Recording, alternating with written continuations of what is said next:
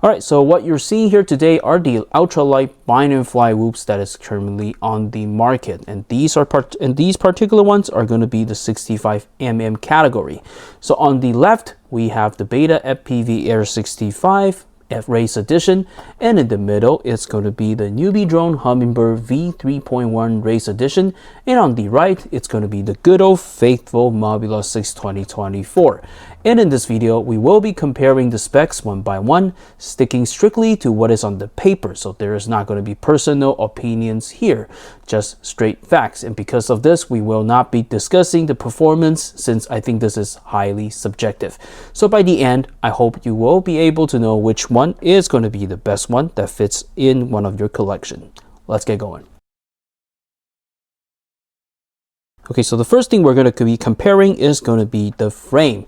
So when it comes to durability, I don't think there is going to be much difference, because you can see that they kind of have the same-ish design-ish. You can see that there's two more beams here, but this one is only one beam on each side. So I'm not sure if there's going to be a distinguished factor that this one is going to break a little bit easier. But just do note that the newbie drone has warranty on their frames, so you can basically replace it if you break them, and the other two, they just don't have warranties. So that's the frame. Alright, so next let's look at the camera. Instead of naming one by one, I'm just going to play a short clip. You can just see how they look on the DVR. So if you already know like which one you like, or see the one that you want, just feel free to skip to the next section using the timestamp down below. Next, let's dive into the motors. So all three whoops uses 0702 motors with direct soldering to the ESC, but they differ in the kV. Okay, so the Air65 is basically going to be coming in two variations. So the Race Edition with 27,000 kV, and the Freestyle Edition with 23,000 kV, and they are all 0702. So the Mobula6 also has the 27,000 kV motors and also 0702s, while the Hummingbird basically tops on the chart with a whooping like crazy 30,000 kV motors. So the Hummingbird basically has the highest kV in the chart. Okay, so next on the AIO flight controller, the Air65 uses a 4-in-1 ESC, basically includes the flight controller, ESC, OSD, and VTX, and the receiver is going to be soldered on externally. So this presume is going to add a little bit of weight onto it. But I know that they actually have developed a new board, which is the 5-in-1, so I'm not sure if that's going to be the next batch or future upgrades that is going to be onto the Air65. Besides the Air65, the rest of the Hummingbird and the Mobula6 all uses 5-in-1 flight controller. So basically they're going to have all these stuff built into one single board. There's not going to be much difference here, I would say, just how it was connected. Regarding VTX, all these drones are analog quads with integrated VTX on the AI board. Since we just mentioned, the Hummingbird has a maximum output power of 25 milliwatts, while the Air65 and the Mobula6 can boost up to 400 milliwatts, so it's a lot more.